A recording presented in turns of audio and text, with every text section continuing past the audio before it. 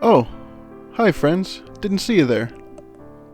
I don't know if you've been paying attention to current events or not, but there's a kerfuffle in Europe between Russia and Ukraine.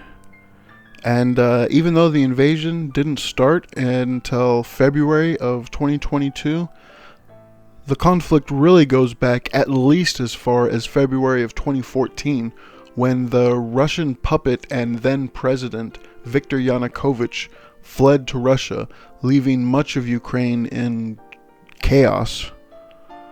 But you really can't understand Ukraine 2014 if you don't at least understand a little bit about the Cossacks.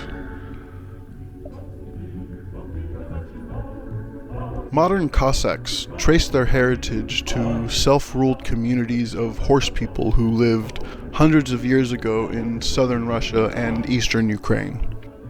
Like people who ride horses, not centaurs.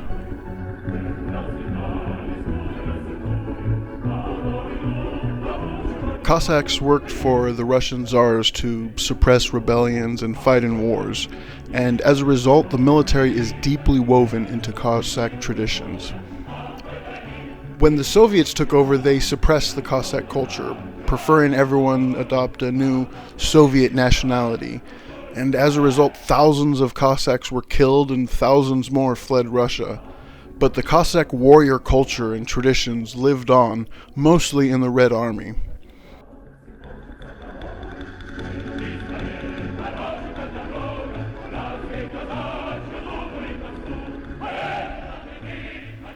You know that funny Russian dance thing? It's called the hopak, and that's just one example of Cossack culture. In fact, most of the things you think of that are Russian are actually Cossack.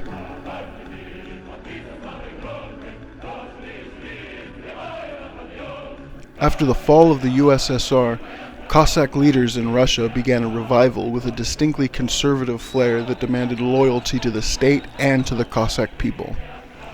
This dovetailed nicely with Putin's promotion of conservative values with a strong emphasis on loyalty. As a result, Cossacks came to see themselves as avatars of everything that is Russian, similar to cowboys in the United States or samurais in Japan. Today, Cossack organizations have over 5 million men who count themselves as loyal enforcers of Russian culture. Most of them have military experience, and all of them believe that it is their duty to oppose any threat to Russia, especially anyone espousing Western values. When a group of gays protest for equal rights, or a band plays a song critical of Putin, it's the Cossacks that are the ones dishing out beatings on behalf of the Russian government. Cossacks are Russian bootlickers. Cossack groups also control about a dozen military academies in Russia. If you've seen videos of children marching in formation or assembling Kalashnikovs, they're from one of the Cossack schools, and all of them run on just 2 commandments. Love Russia, for she is your mother, and no one will ever replace her. And those who march against your motherland are your enemies. Cossacks are technically civilians, so they're well suited to suppress the populations hostile to Russia, which is what they did in both Chechen wars, Serbia in the 90s, the 2000 invasion of Georgia, and in Nagorno-Karabakh in 2020. But their role as paramilitary troops has been far more pronounced in Ukraine.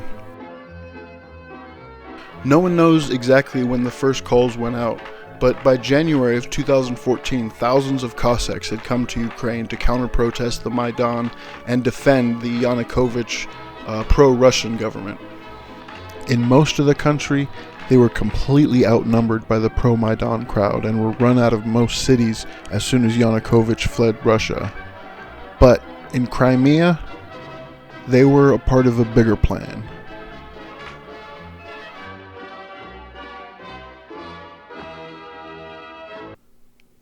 If you don't already know, Crimea is a peninsula in the south of Ukraine and on the northern coast of the Black Sea. With a temperate and subtropical climate, it's been a really popular tourist destination for as long as tourism has been a thing. There's about 2.4 million people that live on this vacation hotspot, but Crimea is also home to several military bases, including there's a giant Russian naval port at Sevastopol, which is home to the Russian Black Sea Fleet. It's one of the most important pieces of land for both Ukraine and Russia. Yet, in February and March of 2014, Russia just walked in and took the peninsula, and the whole world barely blinked. How did they do it? Well, I don't pretend to know everything. I'm sure there's plenty of classified things Russia will never admit to, but this seems to be the series of events that led up to Russia occupying Crimea. The Cossacks, along with a Russian biker gang loyal to Putin called the Night Wolves, and a group of former FSB agents arrived in Crimea to set the stage for a possible Russian takeover of the peninsula in January. Through that month and most of February, they held peaceful rallies surrounding government buildings and asking for things like a declaration of solidarity with the government in Kyiv. This had the effect of conditioning police to see the pro-Russian crowd as benign. On February 20th, everything changed. More than 100 Maidan protesters were gunned down in Kyiv by the Yanukovych government. The massacre sent shockwaves through the country. Thousands of police quit. At a little before midnight, on the 21st, President Yanukovych fled to Russia, and even more police quit. In Crimea, the protests up until that point had been peaceful, but no more. The police couldn't physically stop the two sides from fighting once they got close. And both sides felt they had an existential threat they had to defend against. И почему вы считаете, что Крым должен быть частью России, а не Украины? Они вот говорят, мы стояли за свободу. Что мы увидели в итоге после Майдана? Разруха, этот Киев, на него страшно взглянуть, запуганные жители. Кто пришел к власти? Они говорят, мы убрали банду геть. Хорошо. Какая пришла сейчас власть? Те же самые олигархи. Посмотрите на дом Яценюка, Порошенко, он живет не хуже, чем Янукович. Умерли сотни людей, да, на сотни у них. У нас тоже очень много погибших военных. Разве это стоило того, если они говорят, мы хотели только убрать Януковича? Мне кажется, стоило подождать год, он ушел бы сам. Like so many who died here, Volodymyr's father, Sergei, didn't look like a revolutionary. He was a schoolteacher. Sergei was alive when his fellow protesters rushed him to a makeshift clinic in a hotel reception area. He'd been shot in the back and died later. I know who guilty in this situation, and part of regime Yanukovych, and first of all it's the Russian Federation and of course Putin. According to Putin, it was that night that he gave the secret order for Russia's annexation of Crimea to his Security Council. On the morning of the 22nd, the bikers began dispersing pro-Ukraine protests and signing locals up for civil defense squads, while the Cossacks started setting up roadblocks and cutting off Crimea from the mainland, detaining pro-Western journalists and people that they knew were pro-Maidan protesters.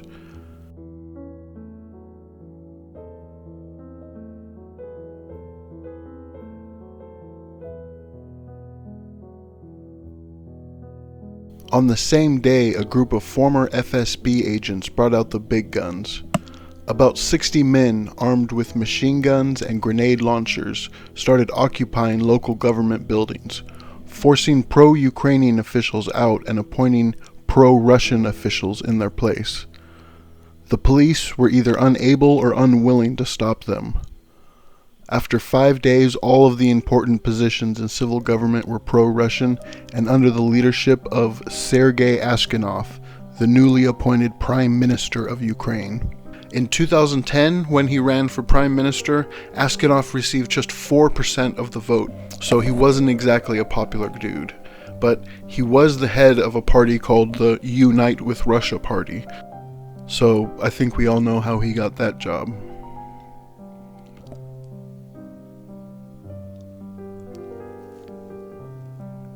In the weeks to come, hundreds of Russian state journalists flooded Crimea in an attempt to control the narrative around the eventual annexation. On February 26th, an interim government in Kyiv was established, but the new government lacked legitimacy. Several of the oblasts would not follow laws passed by the new interim government, and the new election had to be planned for the 25th of May. Putin denounced the new government as a coup d'etat and declares that Russia reserves the right to use all available options, including force at the last resort.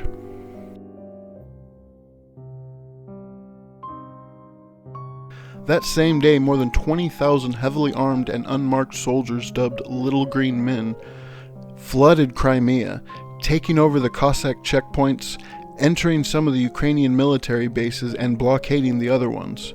Cossacks and locals who were sympathetic to Russia quickly took over the barricades, allowing the Russian media to report that the civilians were rising up against the evil Ukrainian military. Putin denied that the Russian-equipped, Russian-speaking soldiers were actually Russian troops, instead claiming that they were a part of the civil defense squads of Crimea, and they were made up completely of civilians. But this was an obvious lie. People on the ground watched and recorded as the trucks full of troops poured out of Russian military bases. The Little Green Men worked closely with the bikers and Cossacks. But hundreds of stories coming from the Russian press claiming that these were civilians caused enough confusion to completely paralyze anybody with the ability to stop them. By the time most people in Crimea knew what was happening, it was too late.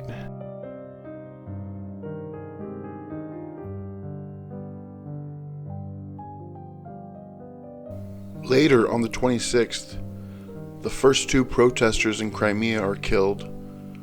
One had a heart attack, the other was trampled. They were Tatars, a population of Muslims native to the peninsula, and who want Crimea to be independent of both Ukraine and Russia. But the Russian press spun the story to make it seem like they were attacked by right-wing pro-Maidan protesters, justifying retaliatory violence against the Western-leaning pro-Ukraine crowd.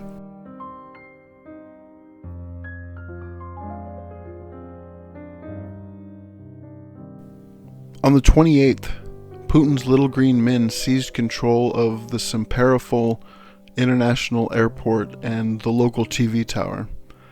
After that point, no people or information were allowed into Crimea without Putin's approval. The Ukrainian military units, unwilling to fight the civilians and with no orders to fight the Little Green Men, offered no resistance to the Russian troops who, at this point, had taken de facto control over the peninsula.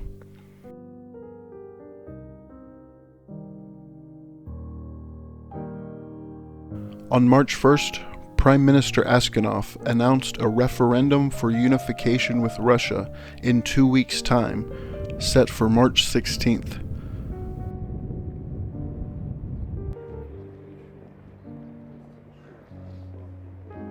The referendum passed by 95%. The US and EU called it an illegal invasion and a violation of international law. Russia was kicked out of the G8 and sanctions were introduced, but ultimately the international community was impotent to prevent Russia from occupying the peninsula. On March 18th, Putin signed a bill to annex Crimea. A few weeks later, the outnumbered and vastly outgunned Ukrainian military were forced out.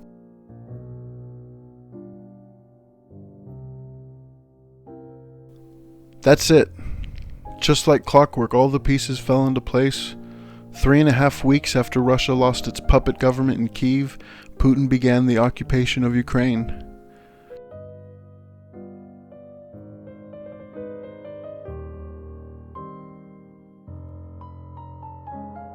But it wasn't enough for Putin just to take Crimea. If he wanted to keep the peninsula, he had to convince the world that the people of Crimea were happy with the change. From that point on, it became illegal for Crimeans to oppose the government. The protests that did occur quickly quickly turned fatal as Cossacks openly beat people on the streets, but new laws passed in Crimea made reporting on the violence illegal. Prominent pro-Ukrainians that stayed off the streets began to disappear. Forced deportation of the Tatars began almost immediately. Of course, reporting on that story would also get you a rather lengthy jail sentence. With all the censorship, you might expect information coming out of the peninsula to be sparse, but Putin had a plan for that too. And that plan was party, party, party. For months, Russian media ran stories every day about the latest, craziest parties and about how much fun everyone in Crimea was having now that they were a part of Russia. This was a disaster for Ukraine, not just because of the loss of land, but Crimea emboldened pro-Russian separatists in other parts of the country to rise up at a time when there was effectively no national government to lead the way. Mariupol, Odessa, Donetsk, Luhansk all saw violence inspired by Crimea. And I intend to go through what happened in all those places in future videos.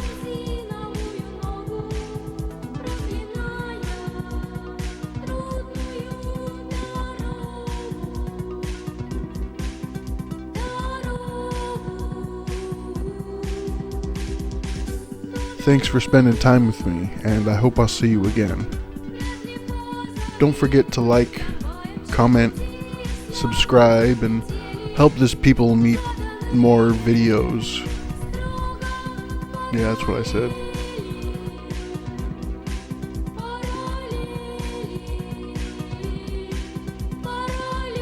And don't forget, Crimea belongs to Ukraine.